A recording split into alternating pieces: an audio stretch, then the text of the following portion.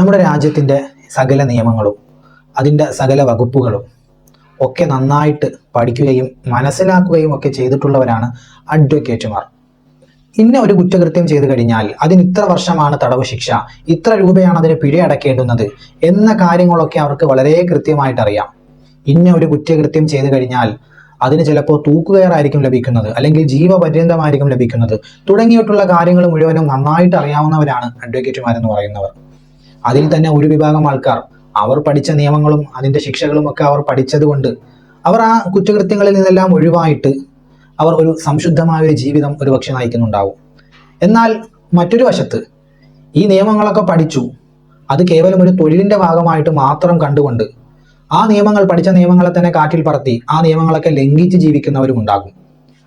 അതൊരിക്കലും അങ്ങനെ ആരെങ്കിലുമൊക്കെ നിയമങ്ങൾ ലംഘിക്കുന്നുണ്ട് എങ്കിൽ നിയമങ്ങളും നിയമവകുപ്പുകളും ഒക്കെ പഠിച്ചിട്ട് അതിനെതിരായിട്ട് പ്രവർത്തിക്കുന്നുണ്ട് എന്ന് കരുതി അതൊരിക്കലും ആ രാജ്യത്തിൻ്റെയോ ആ ഭരണഘടനയുടെയോ ആ നിയമത്തിൻ്റെയോ ആ നിയമസംഹിതയുടെയോ ഒന്നും കുഴപ്പമല്ല. അത് ആ ഒരു വ്യക്തിയുടെ മാത്രം കുഴപ്പമാണ്.